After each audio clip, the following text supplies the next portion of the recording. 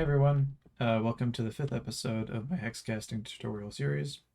It's been, what, 9 months since I did one of these? Yeah, I just, after recording the next would-be video, I kind of just never got around to editing it. I went on a trip and I just didn't have it in my mind when I came back to actually finish it. So I just decided to redo it. The original plan for the previous video was to go over how to progress to being able to cast the great spells, the ones detailed here, and then an exhaustive list of every single one. But no, what we're doing instead is just a short summary of how to get to that point and a couple of the great spells, but then we're also going to jump into an intro to the Hexal Hexcasting add-on. So for now, let's get started. Okay, so if you look at your book, you'll notice that you're getting started, there'll be 2 entries locked here. So what you're going to need to do to unlock the first one is find a scroll for a great spell.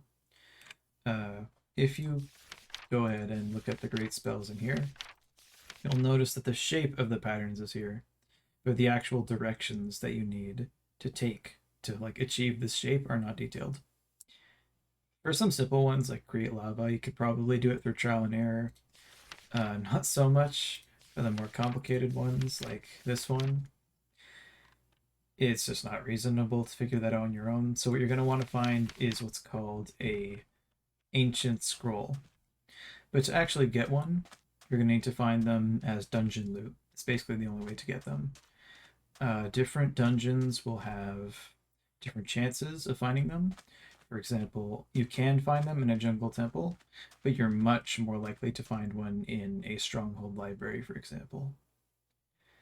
But you'll also notice that we're on a beach. And the reason we're here is because the most efficient way, in my experience, to get lost scrolls, or ancient scrolls, is through the map chest in sunken sunken ships. Those are like somewhere in between stronghold libraries and jungle temples in terms of how rare it is to get one. So because they're like easier to find than both of those, in my opinion, they're definitely the best way to get them. If you have access to potions, night vision potions are a pretty good way to spot sunken ships underwater. Normally, if you just fly over here, it's pretty difficult to see what's underwater, but if you drink night vision, you'll have a much easier time. Obviously, you're not going to have creative flight and survival, but like it's still pretty effective even when you're just on a boat or just swimming around. Another thing worth mentioning is that this is also a great way to find geodes. If you see a rock formation that looks like this, it's a geode, and if you want some spare amethyst, you can dig inside and just grab whatever's there.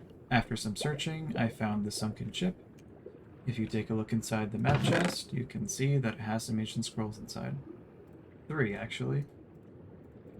Accelerate, Dispel Rain, and Craft File. Okay, we have what we need. Now that we're on land, let's try casting this. If we go ahead and read from it as if it was a focus, we'll get the pattern on our stack. You'll notice that in this version of hexcasting, it's not just like a direction code anymore. It'll just be a little illustration of the pattern. If you try and cast it with Hermes Gambit, it won't actually work. If you look in chat, it'll say, the spell failed somehow. Am I not skilled enough?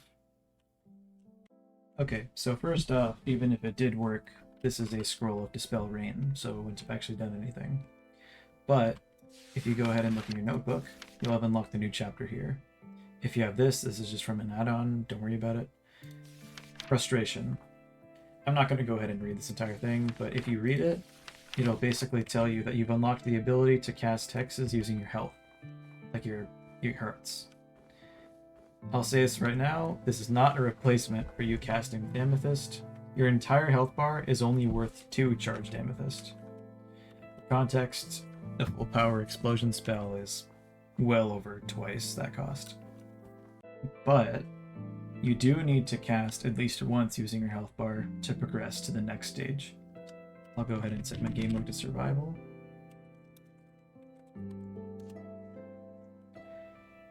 if I go ahead and just do like a simple Archer's Distillation,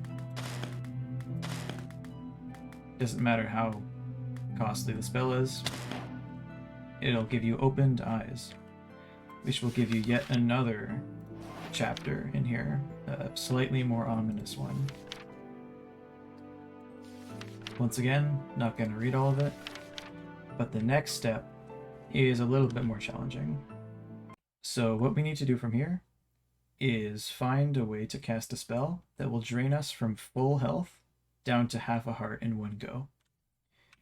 If you just wing it, it's going to be pretty easy to get yourself killed trying to do this part. But what we're going to do is find a way to calculate exactly how much damage a spell is going to do to us so that it brings us down to exactly half a heart. Earlier in this video, I mentioned that your health bar is worth exactly 2 charged amethyst. So now, if we convert that to amethyst dust, that's 20 amethyst dust.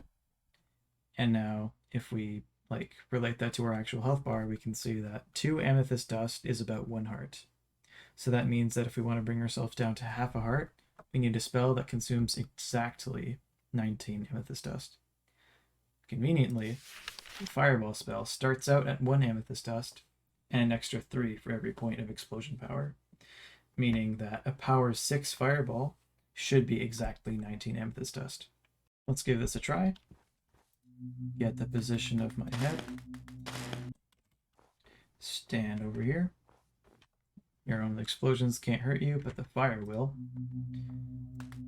Power 6. And then cast fireball.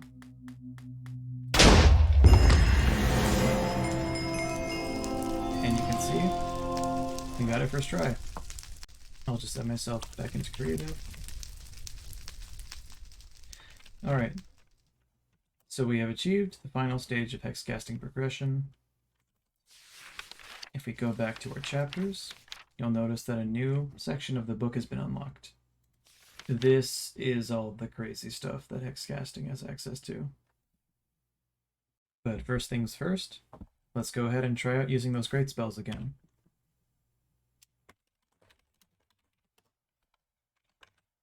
Copy the spell from the scroll, cast it. We now have access to all the great spells. So the whole reason I'm re-recording this video in the first place is because last time I did an exhaustive list of every single great spell. So since I don't want to do that this time, we'll just be looking at 2. First one, Summon Lightning. Sure, that got some of your attention. Pretty simple.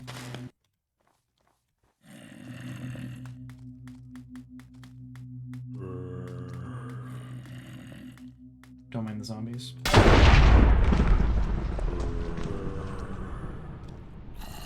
I'm starting to mind the zombies. Let's go ahead and deal with them.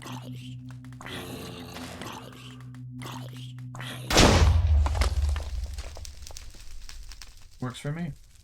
One thing I should mention before we continue is that these patterns will always be randomly generated.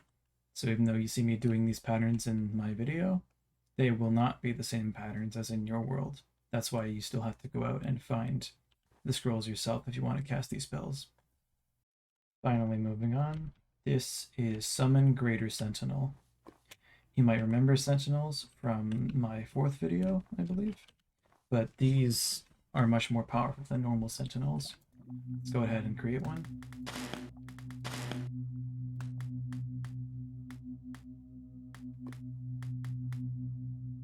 I don't know if I'm doing this right. There we go.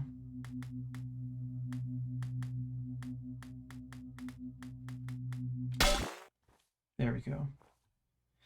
I haven't actually used a pigment in this world, so that's why my magic's not green anymore.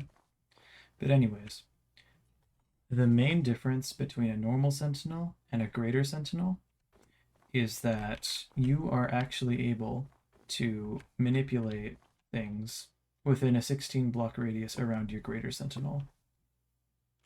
This is in addition to the 32 block radius that you normally have. So even if I were to get a position here, a position there, and then move much further distance than 32 blocks away. Cast a random spell. Come back. And the spell will have worked no matter what distance you are away from your sentinel. All of the normal sentinel rules apply, also the same patterns, so you can banish it like normal. Okay, before we wrap this video up, I'm going to give a super quick intro on Hexal. Hexal is a very useful add-on to hex casting, which, among other things, adds wisps. Wisps are essentially a way to create entities that execute patterns.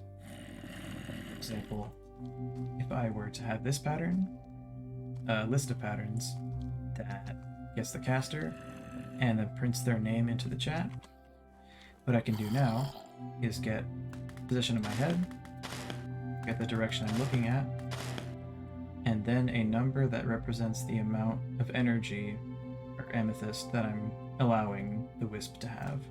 Let's go with 5. Now that we have all this information, we can fire a projectile wisp using this pattern. When it hit the ground, it printed my caster iota into the chat. So that's projectile wisps. The other type of wisp is a cyclic wisp. If you go ahead and create another one of these lists of patterns that gets the caster and then prints it to chat, a cyclic wisp, all you need to do is have an origin position and the amethyst charge you want to give to it, and then draw this pattern. And a cyclic wisp will stay still and constantly execute whatever pattern you give to it, or whatever list of patterns you give to it. Cyclic wisps are also more unstable than projectile wisps, as in they will consume more of their media per second just to exist. So what wisps actually do is when they execute their patterns, it'll create basically like a separate stack that's separate from your own, and then it'll execute it. And in the case of a projectile wisp, it'll execute it once and then dissipate. If that seems a bit weird or complicated for now, that's fine. We'll be looking at wisps more in depth in the next video. Okay, that about wraps up this episode. For the time being, I'll try and stay to at least a semi-frequent upload schedule. I still like making these videos, it's just I never really get around to editing them. That said, what we'll be doing in the next video is pretty exciting, so I'm looking forward to that. Until then, that's everything. See you later.